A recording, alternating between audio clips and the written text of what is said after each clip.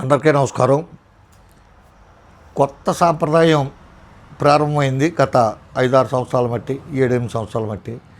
ఏ కులపోళ్ళు ఆ కులపోలతోటే కుట్టించాలి, తిట్టించాలి అనే సాంప్రదాయంలో అది ఫాలో అవుతూ ఇప్పుడు ఈ రెడ్ బుక్ కాన్స్టిట్యూషన్ కూడా బేసిక్గా అదే ఫాలో అవుతుంది. అదేవిధంగా అంబటి రాంబాబు గారి ఇంటి మీద దాడి జరిగింది. దానికి సంబంధించి నిన్న ముద్రగడ పద్మనాభరెడ్డి గారు పరామర్శకి వెళ్ళాడు, చూస్తానికి అంబటి రాంబాబు గారిని పలకరించడానికి వెళ్ళారు. వెళ్ళినప్పుడు ఆయన అక్కడ మాట్లాడాడు, ప్రెస్ వాళ్ళు వచ్చారు, గొట్టాలై పెట్టారు, ఆయనతో మాట్లాడాడు, వచ్చేసాడు. దానికి ఇప్పుడు పద్మనాభం గారు ఎంపీ చేశాడు కాబట్టి ఆ స్థాయి కలిగిన వ్యక్తిని, అంతకంటే పై స్థాయి కలిగిన వ్యక్తిని ఎవరో ఒకరు ఆయన మీదకు పురమాయించాలి కాబట్టి, ఎవరో ఒకరు బలి పశువుని చేయాలి కాబట్టి ఎవరున్నారయ్యా అని చెప్తే సానా సతీష్ అనే రాజ్యసభ సభ్యులు కనపడుతున్నారు. ఆయన కూడా చాలా ఉత్సాహంగా వచ్చి మైక్ ఇచ్చుకుని ఆయన కూడా స్టేట్మెంట్లు ఇస్తూ మొదలుపెట్టాడు. ఆయన ఎందుకు రేపు మాపు ఆయన పదవి కాలం ముగిసిపోతుంది, అది తొందరలో మళ్ళీ తిరిగి ఎలక్ట్ కావాలనే ఉద్దేశంతో ఉన్నారు కాబట్టి ఆయన పార్టీ తరఫున ఆయన వాయిస్ వినిపిస్తే కొంచెం బలంగా నిలబడతాడయా మన తరఫున సతీష్ అని చెప్పే ఉద్దేశంతోనే, దట్తో ఆయన లోకేష్ గారికి బాగా హితుడు సన్నిహితుడు కాబట్టి అన్ని విధాలుగా కలిసి వస్తుందనే ఉద్దేశంతో ఆయన మాట్లాడుతూ మొదలుపెట్టినట్టున్నాడు. ఓకే, మాట్లాడచ్చు, ప్రజాస్వామ్యంలో మాట్లాడచ్చు. దాంట్లోనే పెద్దల సభ, భారతదేశంలో ఉన్న సభలన్నింటికంటే పెద్ద సభ అదే. ముద్రగడ పద్మనాభం గారు చేసిన సభ కంటే కూడా ఆయన చేసేదే పెద్ద సభ ఇప్పుడు. ఎందుకంటే ఆయన లోక్సభ చేసాడు యాజ్ ఫర్ ప్రోటోకాల్ కానీ కాన్స్టిట్యూషన్ ప్రకారం కానీ రాజ్యసభే పెద్ద సభ. కాకపోతే ఏంటంటే ఆయన ఏదో ఏదో ఏదో మాట్లాడుతూ చిన్నపిల్లలు మాట్లాడినట్టు మాట్లాడుతూ కొంచెం ఇబ్బెట్టుగా ఉంది. ఎందుకంటే ఆయన కూడా చదువుకున్నారు, ఏదో మెకానికల్ డిప్లొమా ఏదో చదివినట్టు ఉన్నాడు ఆయన. కాకపోతే ఆయన మాట్లాడే మాటలు ఏ విధంగా ఉన్నాయంటే, కులాన్ని కవచంగా చేసుకుని రాజకీయాలు చేయొద్దు, ముద్రగడ్డపై రాజ్యసభ సభ్యులు సానా సతీష్ బాబు ఘాటువాక్యులు. చాలా పెద్ద స్టేట్మెంట్ మరి ప్రెస్కి రిలీజ్ చేశారు, ఏమి ఇచ్చారో అది నాకు వాట్సాప్లో వచ్చింది. ఏంటంటే పేరు మార్చుకున్నారు కాబట్టి అప్పటి నుంచి మీకు కోపులతో సంబంధం లేదన్నట్టు నేను మాట్లాడుతున్నాడు. ఆయన మార్చుకున్నది పేరే, ముద్రగడ పద్మనాభంకి గౌరవ సూచకంగా రెడ్డి అనే పేరు ఒక బిరుదులాగా ఆయన తగిలించుకున్నాడు. దానివల్ల కులం మారదు, ఆయన కులం మార్చుకుంటా అనలేదు, పేరు మార్చుకుంటా అన్నాడు, పేరు మార్చుకున్నాడు, రెడ్డి అని పెట్టుకుంటా అన్నాడు, రెడ్డి అని పెట్టుకున్నాడు. అయిపోయింది కదా, దమ్మున మగోడు కాబట్టి ఆయన అన్న విధంగానే గజెట్లో కూడా రిలీజ్ చేశాడు. దానికి ఎవడో కూడా టిక్మని సౌండ్ చేస్తాను కూడా ఎవరు కూడా సరిపడు, ఎంత పెద్ద పొజిషన్లో ఉన్నా. ఓకే, ఆయన కులం మార్చుకోవాలా, ఆయన కాపుల్లో ఉన్నాడు, కాపులకి పుట్టాడు, కాపు కులంలోనే ఉన్నాడు కాబట్టి ఆయన కాపుల గురించి మాట్లాడతాడు, ఆయనకి రైట్ ఉంది. దట్టు ఆయన చేసే సర్వీసెస్ కూడా ఉన్నాయి. ఇప్పుడేదో మనం ఇష్టం వచ్చేట్టు మనం మాట్లాడేసి ఏదో అవకాశం దొరికింది కదా అని చెప్పి మాట్లాడేస్తా కాదు. ఇంకోటి ఏంటంటే కాపుల ఆత్మగౌరవాన్ని దెబ్బతీసేస్తున్నారు అన్న విధంగా మాట్లాడారు. అసలు కాపులకు ఆత్మగౌరవం ఎప్పుడుంది? ఎప్పుడో చచ్చిపోయింది కాపుల ఆత్మగౌరవం. వెనక్కి వెళ్ళండి, 1 by 1 ప్రజారాజ్యకాండ వరకు వెళ్ళండి. ఇక్కడ నుంచి వెనక్కి జనసేనకు ముందు అది ఏ పార్టీతో పొత్తు పెట్టుకున్నారు, ఏ పార్టీతో వదిలేశారు, ఎవడమ్మని చంపేస్తా అన్నారు, ఏ పార్టీని గోదావరిలో ముంచేస్తా అన్నారు, ఇలా వెనక్కి వెళ్ళండి, ప్రజారాజ్యం వరకు వెళ్ళండి. కాంగ్రెస్ వాళ్ళు పంచిలోడు తీసి కొడతానన్న కాడ నుంచి, కాంగ్రెస్లో కలిసిపోయిన కాడ నుంచి అన్నీ చర్చించుకుంటూ వస్తే కాపుల ఆత్మగౌరవం ఎప్పుడో ఏనాడో పోయింది. దానవేశ్వరకర్లో చెప్తాడు కదా ఆ విధంగా. తర్వాత వాళ్ళ కుటుంబ సభ్యులకి ఇలా జరిగితే ఎలా ఉంటుందండి? ముఖ్యమంత్రి గారి కుటుంబ సభ్యుల్ని తిట్టారు, లేకపోతే వాళ్ళ తల్లిగారిని తిట్టారు అంబటి రాంబాబు. అటువంటిదే ముద్రగడ పద్మనాభం గారు కుటుంబ సభ్యులకు జరుగుతుంది చాలా క్లియర్గా టీవీలోనే కనపడ్డది కదా. ఆ రోజు సోషల్ మీడియా లేకపోయినా ఆ టీవీలో ప్రత్యక్షంగా ప్రజలందరూ చూశారు. ఈ సతీష్ గారు చూడలేదేమో, చూడండి, లేదంటే ఎవరైనా అడగండి, మీకు పంపుతారు, మీ పార్టీలోనే ఉంటుంది, మీ పార్టీ లైబ్రరీలో ఉంటుందో చూసుకోండి. ఇంకోటి, అంబటి రాంబాబు గారు చేసిన పనికి ఆయన అరెస్ట్ చేస్తే తప్పేంటండి? అరెస్ట్ చేసినందుకు ఎవడో క్వశ్చన్ చేయట్లా, తప్పుదో పట్టినటువంటి ఇదే. ఆయన అరెస్ట్ చేసినందుకు ఎవడో క్వశ్చన్ చేయట్లా. అరెస్ట్ చేయండి, తీసుకెళ్ళండి, చట్ట ప్రకారం విచారణ జరిపించండి, ఆ లాయర్లు వాదోపాదాలు వినిపిస్తారు. తర్వాత అంబటి గారిది తప్పు అని చెప్పి తేలిపోయింది అనుకోండి, ఆయన ఉరి శిక్ష చేసేయండి, వదిలిపోద్ది, కథం.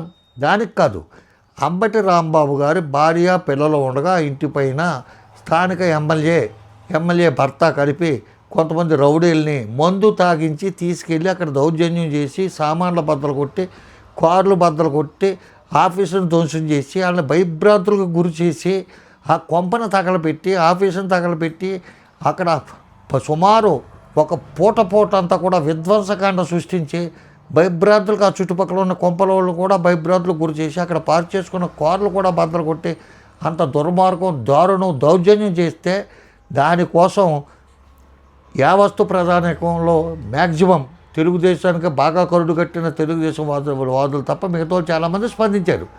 దాని గురించి మాట్లాడండి. సరే, ఒక చిన్న ఇష్యూ పద్మనాభం గారు వెళ్ళి అక్కడ ప్రెస్కి ఏదో మాట్లాడేయడని చెప్పి దానికోసం ఇప్పుడు ఈయన్ని ఉసుకొల్పి పంపారు. నేను ఫిబ్రవరి 7వ తారీఖునే సానా సతీష్ గారిని బలి తీసుకోబోతున్నారని చెప్పి నేను 17 రోజుల క్రితం పెట్టాను యూట్యూబ్ ఛానల్లో. నేను అది కూడా ఇందులో పెడతాను, చూడండి నా యూట్యూబ్ ఛానల్లో. ఈ రాజేష్ మహాసేన వీళ్ళంతా కలిపి వేస్తున్న స్కెచ్ గురించి నేను ఫిబ్రవరి 7వ తారీఖున యూట్యూబ్ చేసి పెట్టాను. సానా సతీష్ గారి ఫోటోతో సహా పెట్టాను. అది నేను ఇప్పుడు కామెంట్స్లో ఫస్ట్ అదే పిన్ చేసి పెడతాను. అది వదిలేసేయండి. ఎవరు ముద్రగడ పద్మనాభం గొడవ మీకెందుకు? మీ గొడవ చూసుకోండి ఫస్ట్.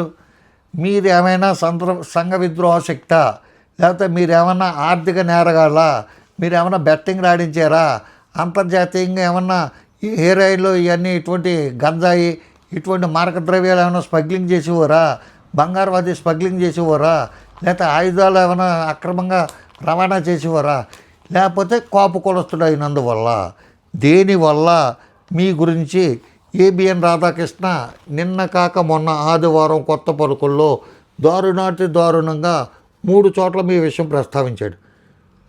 3 చోట్ల చాలా క్లియర్గా, అపోహ కథ అంటాకింట కాదు, డైరెక్ట్ స్టేట్మెంట్ ఇచ్చాడు ఆయన.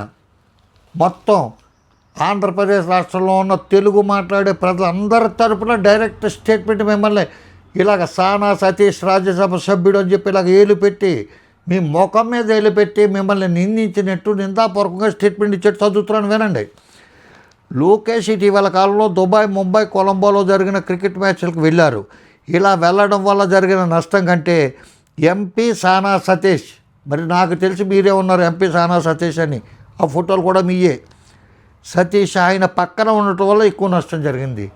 అంటే ఒక పెద్ద చౌదరి గారు లోకేష్ గారి పక్కన ఒక కోపడు ఉంటూ నష్టం జరిగిందా, లేకపోతే ముఖ్యమంత్రి గారి అబ్బాయి పక్కన ఒక సామాన్యుడు కొడుకు నిలబడటం వల్ల ఏమైనా నష్టం జరిగిందా? ఎందుకు నష్టం జరిగింది? ఆయన పక్కన ఉండటం వల్ల ఎక్కువ నష్టం జరిగిందంట. ఆయన వెళ్తాం వల్ల కాదు, ఏదో మొగుడు కొట్టేందుకు కాదు, తోటకోళ్ళు తిప్పినందుకు అన్న విధంగా ఆయన రాసుకుంటూ వచ్చాడు. ఇంకోటి ఏంటంటే, ఇది ఒకటి. అదే విషయం మళ్ళీ ఇంకో చోట కూడా ఎత్తాడు ఆయన. దుబాయ్, ముంబై, కొలంబోలో జరిగిన క్రికెట్ మ్యాచ్లకు వెళ్ళారు. అలా వెళ్ళడం వల్ల జరిగిన నష్టం కంటే ఎంపీ సానా సతీష్ ఆయన పక్కన ఉండటం వల్ల ఎక్కువ నష్టం జరిగింది. ఎవరైనా జీవితంలో ఉన్న స్థానాలు చేరుకోవాలంటే వ్యక్తిగత సరదాల అలవాట్లు వదులుకోవాలి, ఒకటి కావాలంటే ఒకటి వదులుకోవాలి, ఏదో రాసుకుంటూ వచ్చాడు. ఇంకోటి ఏంటి, సోషల్ మీడియాలో కనిపిస్తున్న ఫోటోలన్నిటిలో లోకేష్ పక్కన సానా సతీష్ ఉండటం వల్ల క్రికెట్ మ్యాచ్ తిలకించడానికి వెళ్ళడం కన్నా ఆయన పక్కనే ఉండటం వల్ల ఎక్కువ నష్టం జరిగింది. సోషల్ మీడియాలో ఫోటోల గురించి, మామూలు మీడియాలో ఫోటోల గురించి, అన్నిటి గురించి కూడా చాలా క్లియర్గా రాశాడు. అది మీరు జూమ్ చేసుకుని చూసుకోండి, కనపడుతుంది.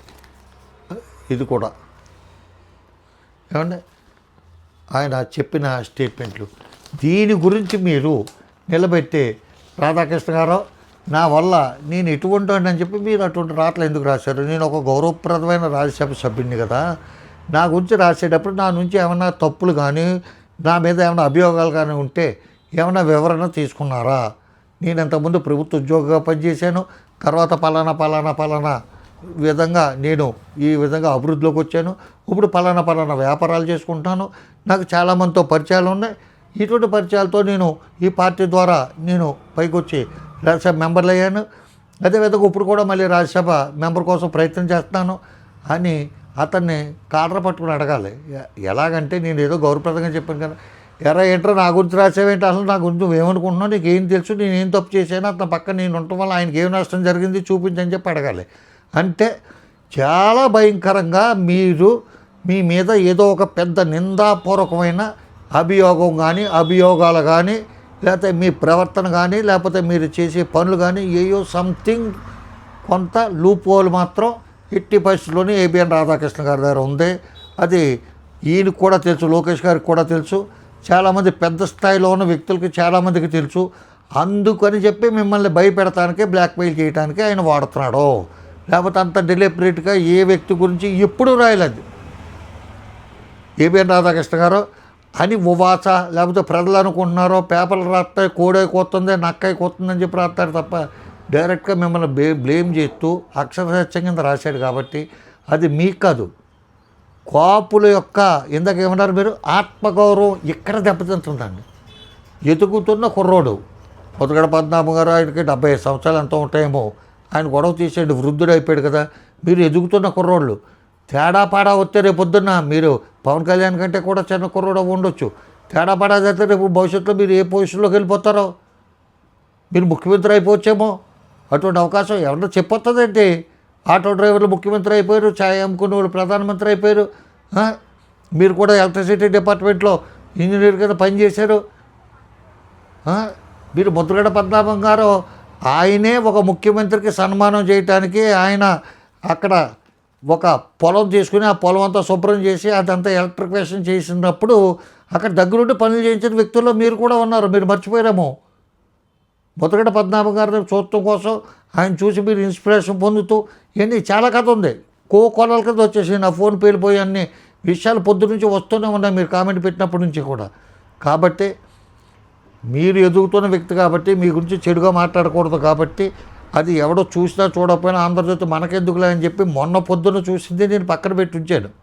కానీ మీరు ఎప్పుడైతే పద్మనాభం గారి గురించి చిలవల పలవలగా పద్మనాభరెడ్డి అంటుంటే తెలియని విషయాలు కొంచెం చెప్పవలసిన బాధ్యత వయసులో వృద్ధుని కాబట్టి నాకు కూడా ఉంది, కుర్రోడు కాబట్టి మీకు చెప్తూ తప్పులేదు అనిపించి మీకు ఈ విషయం తెలియజేస్తూ, ఈ వ్యవహారాల్లో మాట్లాడేటప్పుడు చక్కని సద్విమర్శ చేయడంలో తప్పులేదు. కానీ మనం వెనకాల పార్టీ ఉంది, మళ్ళీ రాజ్యసభ సభ్యత్వం ఇస్తారు అన్న విధంగా ఈ విధంగా మాట్లాడటం అనేది కరెక్ట్ కాదేమో. ఒకసారి మీరు ఆత్మపరిశీలన చేసుకుంటే మీకే తడుతుంది.